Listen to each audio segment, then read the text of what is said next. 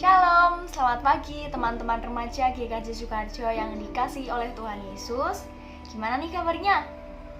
Tentunya baik-baik saja dong dan sehat-sehat ya. Nah, sebentar lagi kita akan mendengarkan firman Tuhan yang dibawakan oleh Kak Husa. Selamat mendengarkan.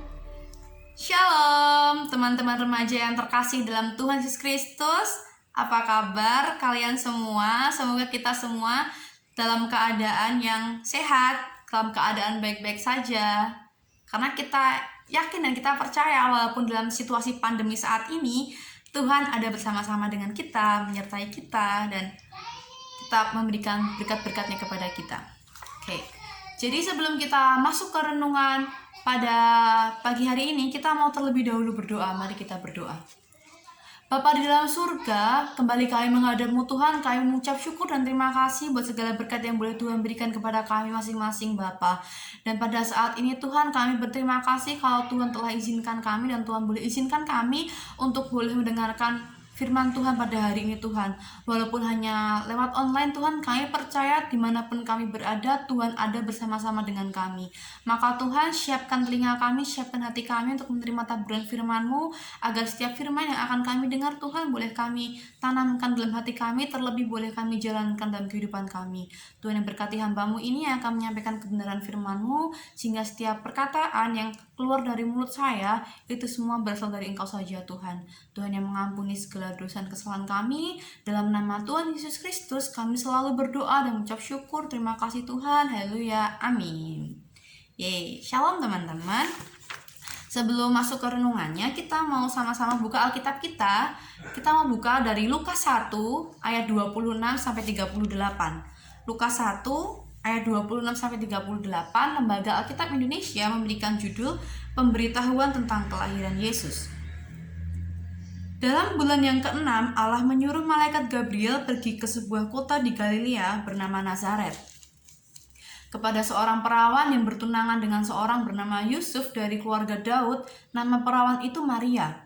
Ketika malaikat itu masuk ke rumah Maria, ia berkata, "Salam, hai engkau yang dikaruniai, Tuhan menyertai engkau."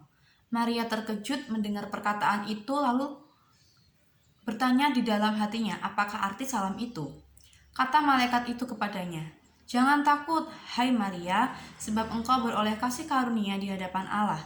Sesungguhnya engkau akan mengandung dan akan melahirkan seorang anak laki-laki, dan hendaklah engkau menamai dia Yesus. Ia akan menjadi besar dan akan disebut Anak Allah yang Maha Tinggi. Dan Tuhan Allah akan mengaruniakan kepadanya tahta Daud bapa leluhurnya. Dan ia akan menjadi raja atas kaum keturunan Yakub sampai selama-lamanya, dan kerajaannya tidak akan berkesudahan." Kata Maria kepada malaikat itu, "Bagaimana hal itu mungkin terjadi karena aku belum bersuami?" Jawab malaikat itu kepadanya, "Roh Kudus akan turun atasmu dan kuasa Allah yang Maha Tinggi akan menaungi engkau. Sebab itu anak yang akan kau lahirkan itu akan disebut Kudus Anak Allah.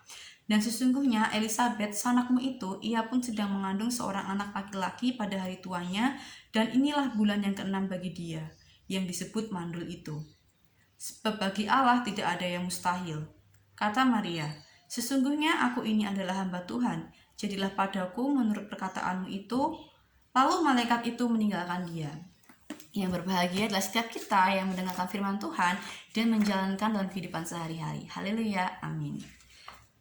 Nah, teman-teman yang terkasih dalam Tuhan Yesus Kristus, firman Tuhan pada hari ini diberikan judul Hamba yang Setia, yang diambil dari Lukas 1 ayat 26 sampai 38 yang telah kita baca bersama-sama tadi.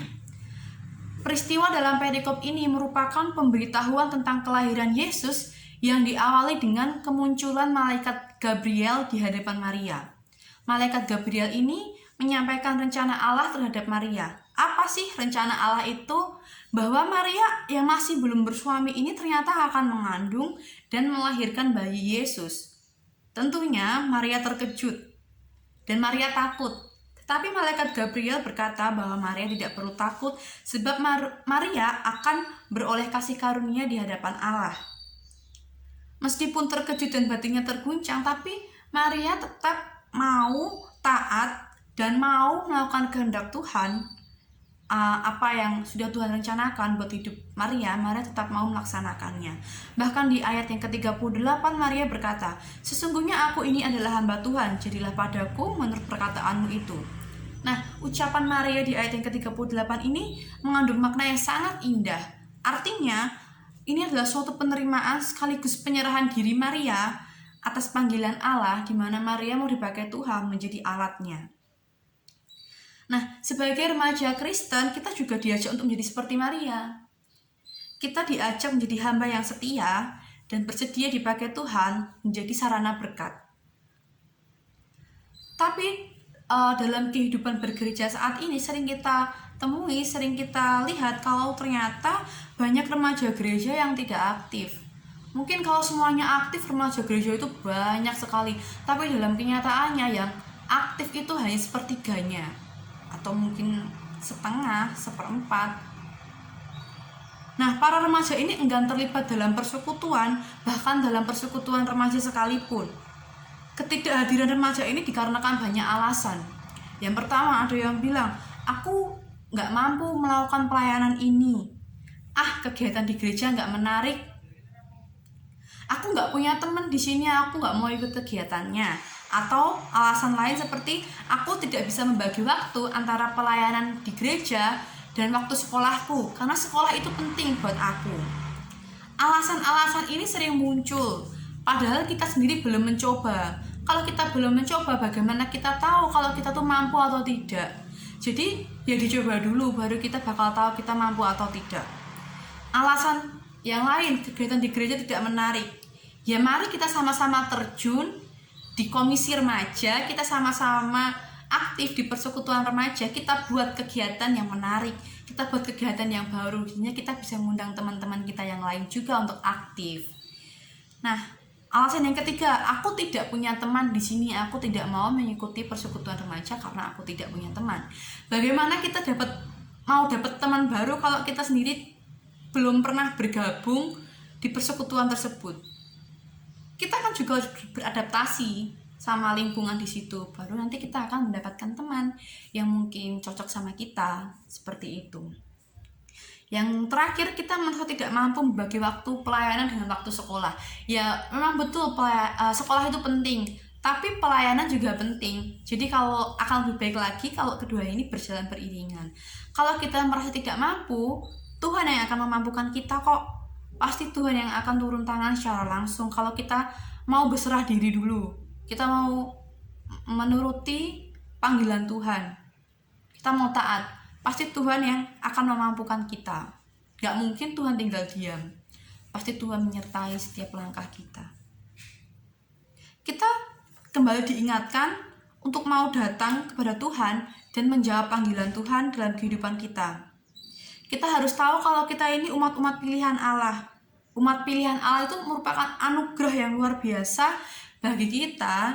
Maka dari itu kita perlu menjaga. Melalui apa? Ya melalui kesiapan dan kesetiaan kita menjadi hamba yang setia. Sekalipun nanti di depan kita akan menghadapi tantangan, kondisi, cobaan atau pergumulan tidak mudah, tapi kita mau menanggapi panggilan Tuhan ini dengan penuh rasa syukur. Dengan penuh rasa syukur, pasti Tuhan akan memampukan setiap umatnya. Tuhan yang mau pakai kita jadi sarana berkat bagi kemuliaan namanya, dan sesama kita, Tuhan akan memampukan kita. Apapun cobaan berat yang akan kita hadapi nanti, pasti kita mampu. Karena kita tidak berjalan sendiri, kita berjalan bersama-sama dengan Tuhan. Nah, Tuhan Yesus itu memanggil kita untuk menjadi hamba yang setia, teman-teman. Tuhan Yesus mau kita melakukan kehendak-Nya. Untuk menjadi hamba yang setia, kita tidak boleh memaksakan pandangan dan kehendak kita sendiri. Kita nggak boleh egois. Kita jangan sampai kita ngomong, "Tuhan, aku maunya melakukan ini yang aku mau, ini yang menyenangkan hatiku." Tidak bisa. Kalau kita menjadi hamba yang setia, ya kita harus menyenangkan hati Tuhan, karena yang terutama hidup kita untuk melayani Tuhan. Kita mau menyenangkan hati Tuhan, kita mau melakukan kehendak Tuhan. Untuk melayani dan melaksanakan kehendak Tuhan, karena Tuhan sudah memberkati kita. Melakukan kehendak Tuhan itu berarti melakukan dua hal. Yang pertama, merenungkan firman Tuhan dan melakukan apa yang telah difirmankannya. melakukan perintah Tuhan. Merenungkan firman Tuhan, melakukan kehendak Tuhan itu sama artinya dengan hidup dalam rencana Tuhan. Dengan kata lain, kita mengerjakan apa yang menjadi maunya Tuhan dalam kehidupan kita, teman-teman. Nah, untuk mengetahui apa yang dikehendaki Tuhan, bagaimana caranya kita bisa tahu apa yang Tuhan mau? Ya, kita harus membaca dan merenungkan firman Tuhan. Seperti yang dikatakan dalam Mazmur 1 ayat yang ketiga, orang yang merenungkan firman Tuhan itu sama seperti pohon yang ditanam di tepi aliran air, yang menghasilkan buahnya pada musimnya dan yang tidak layu daunnya. Apa saja yang diperbuatnya berhasil. Ada juga yang menyebut kalau Alkitab itu adalah surat cinta dari Tuhan Yesus kepada kita. Melalui firman-Nya, Tuhan memanggil kita untuk masuk dalam hubungan yang pribadi dengannya. Firman Tuhan yang sanggup mengubah pemikiran dan hidup itu menjadikan kita menjadi mengerti apa yang menjadi kehendak Tuhan dalam kehidupan kita, apa yang Tuhan mau dan apa yang sempurna, serta apa yang berkenan di hadapan Tuhan. Yang kedua, kita mau melakukan perintah firman-Nya. Tuhan berkenan kepada orang yang berjalan dalam kehendak-Nya, tapi Tuhan sebaliknya, Tuhan tidak berkenan kepada setiap kita yang tidak melakukan kehendak-Nya. Kepada setiap kita yang lalai terhadap perintah Tuhan, Tuhan tidak berkenan kepada kita. Melakukan kehendak Tuhan berbicara tentang ketekunan dan ketaatan. Tekun merenungkan firman-Nya dan taat pada apa yang diperintahkan Tuhan melalui firman-Nya. Kita mau melakukan kehendak Tuhan bukan hanya pada saat perintah dan kehendak Tuhan itu mudah atau menyenangkan kita. Tuhan, aku mau melakukan ini karena ini menyenangkan hatiku, karena ini mudah buat aku. Sedangkan saat kita dihadapkan pada situasi yang sulit, kita bilang, Tuhan, aku nggak bisa melakukan ini. Tuhan, aku nggak mau karena aku nggak suka sama ini. Aku merasa aku tidak mampu, ini terlalu berat buat aku. Padahal kita belum mencobanya. Karena kalau kita sudah berserah sama Tuhan, pasti Tuhan yang akan memampukan kita, Tuhan yang akan memuatkan kita. Kita harus tahu, kita harus meyakini kalau kita itu tidak pernah berjalan sendiri, karena Tuhan ada bersama-sama dengan kita. Sekalipun kehendaknya itu terasa menyulitkan dan tidak menyenangkan bagi kita, tapi kalau kita udah cinta sama Tuhan, kita udah cinta sama firman Tuhan, kita pasti mau melakukannya dengan rasa syukur dan tidak bersungut-sungut. Itu yang Tuhan mau. Tuhan mau kita melakukan kehendak-Nya dengan penuh rasa syukur dan tidak bersungut-sungut, teman-teman. Bagi kita orang percaya yang sungguh-sungguh ingin diselamatkan dalam Tuhan Yesus Kristus, kita harus hidup melakukan kehendak Tuhan. Tuhan Yesus sendiri berkata dalam Matius 7 ayat 21, bukan setiap orang yang berseru kepadaku, Tuhan, Tuhan, akan masuk ke dalam kerajaan sorga, melainkan dia yang melakukan kehendak Bapa-Ku yang di sorga. Jadi kalau kita tidak melakukan kehendak Tuhan, ya bagaimana kita mau masuk dalam kerajaan sorga? Kita sendiri aja tidak taat. Ketika menghadapi kejutan dan masalah yang berat dalam hidup ini, kita diharapkan mengambil sikap dan keputusan seperti Maria. Kita mau berserah pada rencana Tuhan. Kalau kita sudah tunduk pada rencana dan kehendak Tuhan, Tuhan akan menyatakan kuasa-Nya sehingga kita mampu melakukan apa yang dikehendakinya. Kita itu dipilih karena Tuhan mencintai kita. Kita sudah menerima kasih karunia dari Tuhan. Kita harus ingat, bagi Tuhan tidak ada yang mustahil. Apa yang akan Tuhan lakukan bagi kita lebih dari apa yang kita bayangkan dan pikirkan. Jadi mari teman-teman, kita bersama-sama belajar untuk senantiasa melakukan kehendak Tuhan dan perintah Tuhan. Dalam kehidupan kita mau jadi hamba yang setia seperti Maria, kita mau menyerahkan hidup kita bagi kemuliaan Tuhan, dan biar hidup kita ini juga bisa jadi berkat bagi sesama kita. Sesulit apapun keadaan yang kita alami, asalkan kita sudah berserah diri dan kita siap, kita mau melakukan kehendak Tuhan, maka Tuhan akan selalu siap sedia buat menolong kita, dan tangannya akan menyertai langkah kita, karena kita mau yakin dan percaya kalau rencana Tuhan itu jauh lebih baik. Rencana Tuhan itu terbaik bagi kehidupan kita. Mungkin kita merasa rencana Tuhan yang ada dalam hidup kita itu belum sesuai dengan apa yang kita kehendaki, tapi kita mau berserah diri, kita mau percaya sama Tuhan, kita menjadi hamba yang setia, kita mau melaksanakan kehendak Tuhan apapun itu, sekalipun itu sulit dan tidak menyenangkan hati kita. Amin. Tuhan Yesus memberkati. Terima kasih untuk Kak Hosa atas firman-Nya. Semoga firman Tuhan pada hari ini dapat memberi berkat bagi kita semua. Dan sampai jumpa kepada teman-teman remaja GKJ Sukoharjo minggu depan. Selamat hari Minggu, selamat beraktivitas. Tuhan Yesus memberkati.